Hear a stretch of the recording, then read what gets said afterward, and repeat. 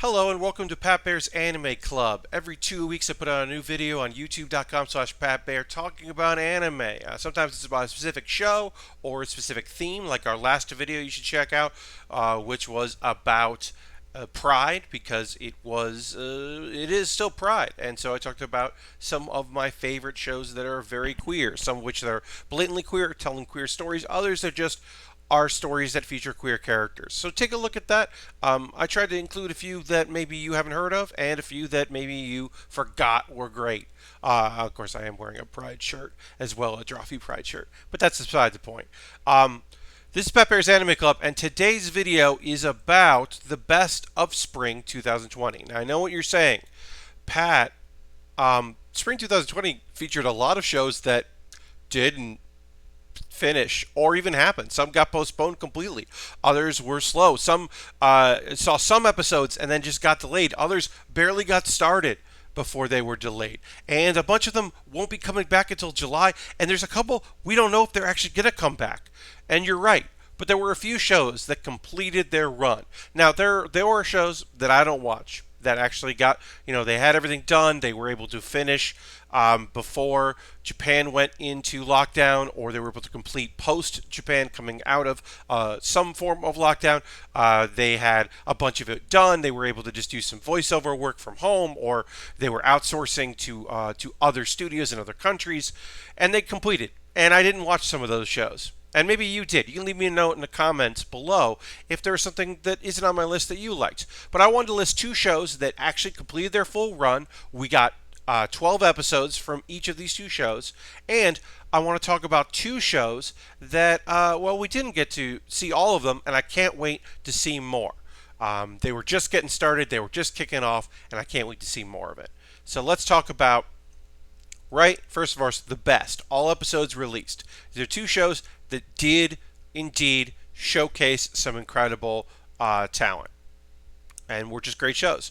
The first is one, at the time of this recording, I just finished watching this episode, the 12th episode of My Next Life as a Villainess, All Routes Lead to Doom.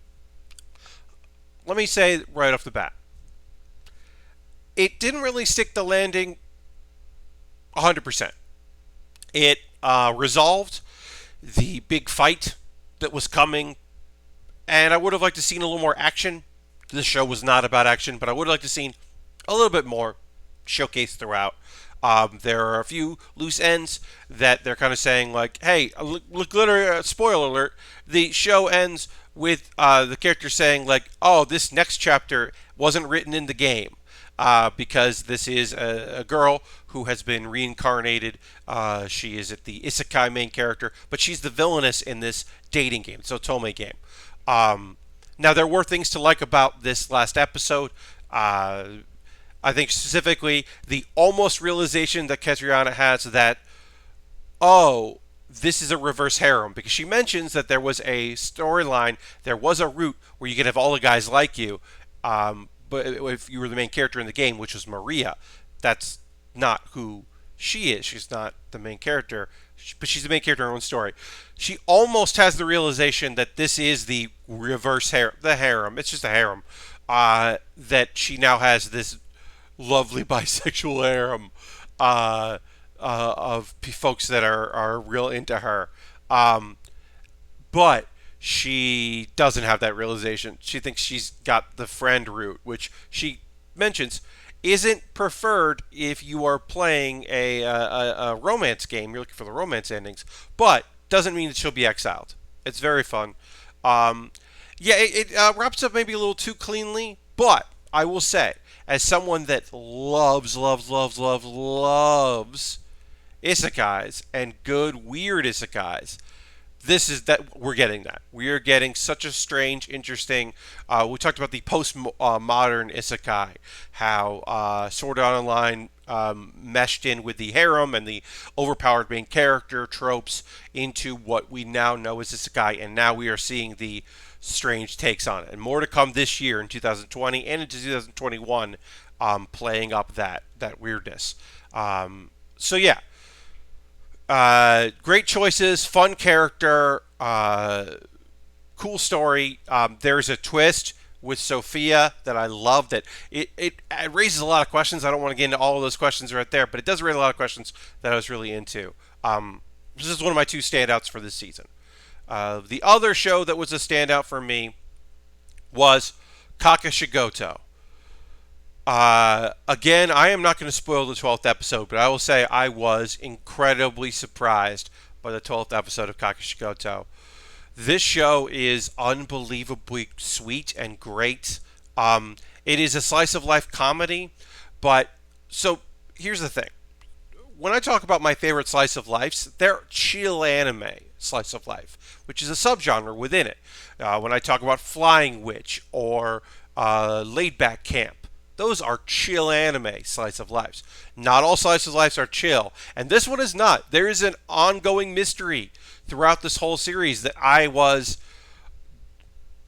dreading. I was dreading finding out the why. And in this last episode, this flash forward, episode 12, oh boy, there were twists and there were turns and there were cliches, but they called out the cliches. And overall, it is a beautiful story about a single dad trying to raise his daughter the best way he can, even though that best way includes lying to her constantly for comedic effect. I learned more about the manga industry than I would have thought. The fact that he writes dirty joke manga literally doesn't mean anything. It's okay. It's not that show. And her friends are great. The ongoing minor characters that have a continuous role in his life are fantastic. Yeah, I really, really loved it. I would love to see. I don't know what a second season of this show would be. I think it would have to be about her, about Hime. But yeah, that episode had me on the edge of my seat, and it wraps up. Whereas I had some issues with My Life as a Villainous last episode. This last episode, it was cathartic. And now let's talk about two shows that they're delayed. These are great shows. One, we got a bunch of episodes. This first one, Gallant Dino. We got a bunch of episodes in this thing. I think we got 7 or 8. I think we had 8. I forget. I apologize. And I understand why this show went on hiatus, because it is a multimedia, mixed media show.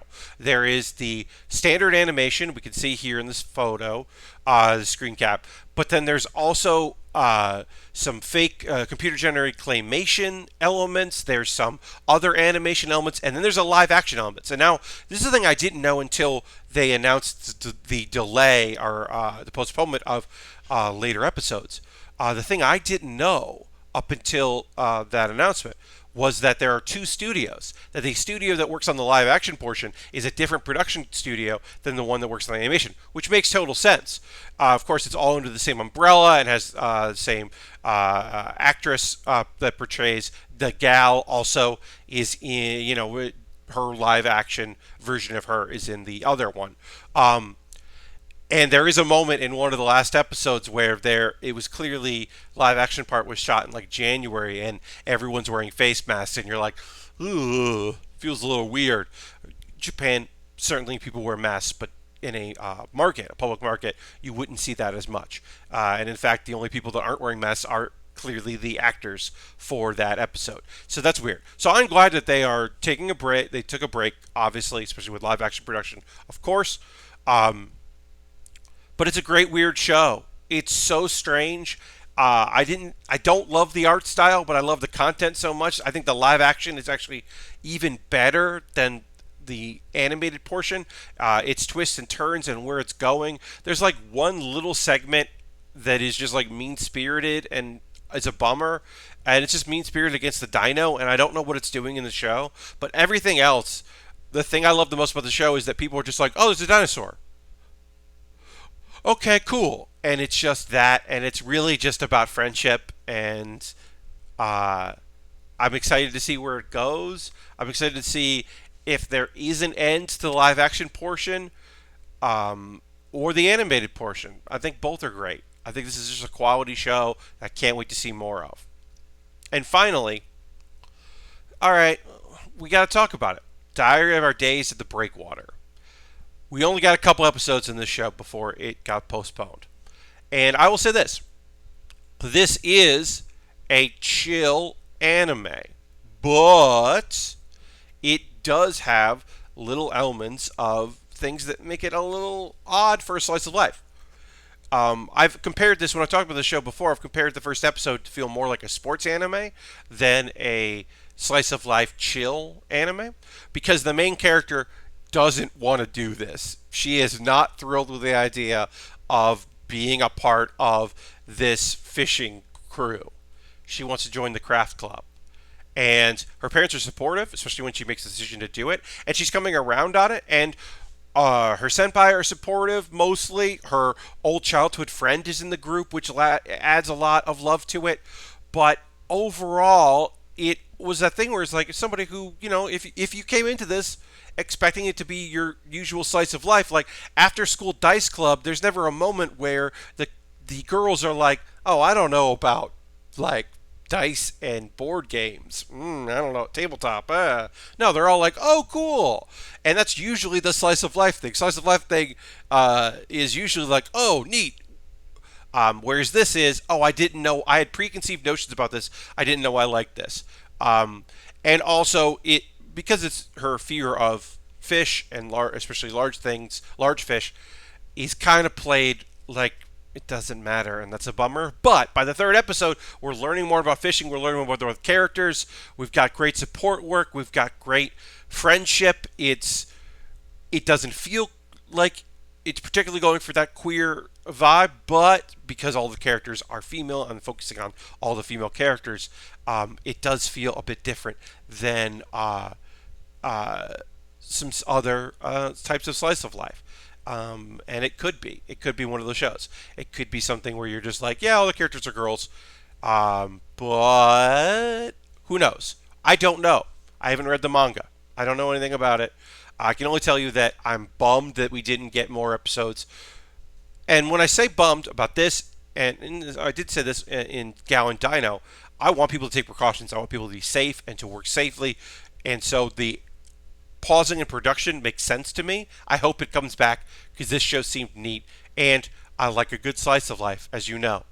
And that's going to do it for this episode of Pat Baer's Anime Club. In the comments below, let me know about your favorite shows. Did they finish up? Are you waiting for more? The time of this release, there are a couple shows that aren't done yet. I think we've got one more episode in Kaguya-sama Love is War Season 2, which I liked, but I didn't like as much as the first season, I'll be honest. I think the addition of new characters kind of slowed things down, but that's just me. But yeah, if that's your favorite show of the season, if you thought Tower of God was the best show, or one that I didn't watch at all because it just didn't interest me, let me know in the comments below what your favorite show was this season, and I'll see you on the next Pat Baer's Anime Club. Goodbye.